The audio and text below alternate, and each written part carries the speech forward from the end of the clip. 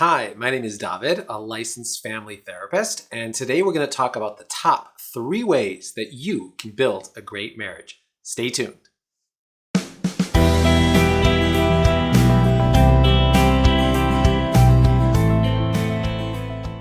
So I'm often asked, what is the best ingredients to make a great marriage? This comes up all the time with some of my clients and with people online. They want to know, what do they need to do in order to have a great marriage? There's so many things that we do to make ourselves look better and to make ourselves be more attractive. We take care of our physical appearance, and we take care of our financial situation, and we put up a great online presence, an Instagram presence or a Facebook presence, and we're always seeking to put ourselves in the best light. All of these things are reasons why someone would be attracted to me. But once that knot is tied and once we're connected, we start focusing really pretty much right away on the internal aspects. Who am I as a person? Am I a connecting person? Am I a giving person? Am I a loving person? Am I communicative? Am I sensitive? Am I supportive? And the reason why we focus on the internal, because we don't need the external anymore. We're already connected. Now, that doesn't mean that we let go of our external qualities and we should let ourselves go, so to speak, because that's also important. We always want to stay attractive and stay, driven, and we want to stay on our mission, and we want to always be on our top of our game for the rest of our lives, not just for our spouse, but also just for ourselves. But when it comes to connecting with your wife or with your spouse in general, it's the what we call in Kabbalistic Judaism, the pnimiut, the inner qualities that really make the biggest difference. So today we're going to talk about 3 qualities that really drive a great marriage and help you build a great marriage. So the first and most important quality that keeps a marriage together and keeps a marriage great is loyalty. And when I say loyalty, I mean commitment to the marriage itself. When we are committed to the marriage, we give our partners the room and the space to show up as who they are in their most authentic self. When I let my partner know that I'm going to accept them no matter how they show up, I accept them for who they are, and that I'm in it for the long run, and that how they show up today, whether it's in a positive way or a negative way, or if it's the way that I like or the way I don't like, isn't going to affect my connection to them, isn't going to affect the way I feel about them, isn't going to connect the way I am dedicated to this relationship, then what I'm establishing is this permanent bond of trust between us, which allows them to be who they are. And this goes in either direction. Yes, it allows them to show up not as positive as they'd like, but it also allows them to show up in ways that go beyond. Because when they trust me, they open up to me, they make themselves vulnerable to me, and they connect with me on a very deep level. And that's the level that I want. I want that my spouse should connect to me on her most sincere and authentic level. I want her to share with me her concerns, her fears. I want her to share with me her happiness and her joy. I want her to feel completely connected with me and in a total trust-based relationship with me, so that I can really heart-to-heart, soul-to-soul become one with her. And this extends into our public life as well as our private life. People who have trusting relationships know that their intimate life definitely benefits tremendously when their wife feels loved and accepted by me. And that comes with her knowing that no matter how she shows up, I'm there for her and I'm committed. Now, just as a side note, this does not mean that we don't set boundaries in our relationship on behaviors. That we can talk about another time. I'm not talking about somebody giving anybody a green light to violate boundaries. But what I am talking about is giving somebody the green light to be who they are in their most authentic self. Okay, so commitment is number 1. The second most important ingredient to building a great marriage is gratitude. Gratitude is the key to loving your spouse. Okay, who wants to be in a relationship where they don't love their spouse? Who wants to be in a relationship where we seem negative, or we can point out all the flaws, or what she didn't do for me is the first thing I'm thinking about in the morning? No way. I don't want that relationship.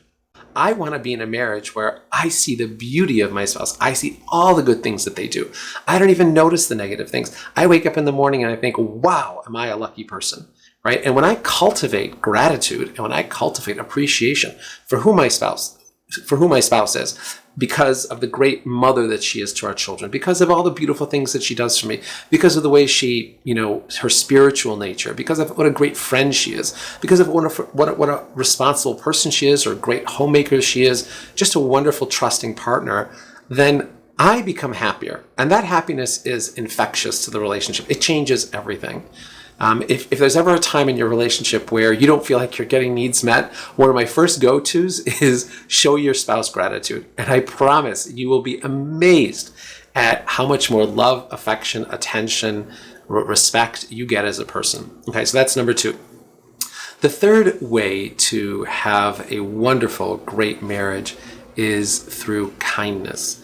Kindness is an overall approach that we have in our relationship where we up the goodwill and we up our giving to our spouse.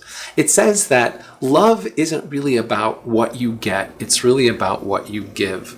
I know that you love somebody when you're a giver to that person, because we tend not to give to people who we don't like, and even more so who we don't love, right? When I love somebody, that's because I'm giving to them.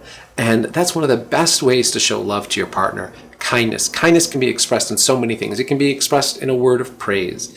Kindness can be expressed in an act of kindness. Maybe you make your wife breakfast, or you bring her coffee, or you pick up an extra carpool that she has to do, or you help her with a project she's trying to do, or you listen a little bit more attentively, right? When we show kindness to our spouse, we're letting them know that they're number one, that they mean something to us, that we care about them, that we're here for them, right? This changes the whole dynamic of your relationship. One of the assignments that I give all the men who work with me is something called Friday Flowers. Friday Flowers is the idea that every Friday afternoon you go to the store and you pick up a moderately priced, usually between $10 and $15 bouquet of flowers, and you bring them home to your wife. Every Friday, no exceptions, right? It's an act of kindness that lets her know that, you know what, I'm here for you. I think you're great. I love you, right? I want to give to you. And I do give to you, right? I remember this one time for one of my clients. Him and his wife were in such a terrible state that, I gave him this assignment. He said to me, no way, this is not going to work at all. I said, you know what, just give it a try.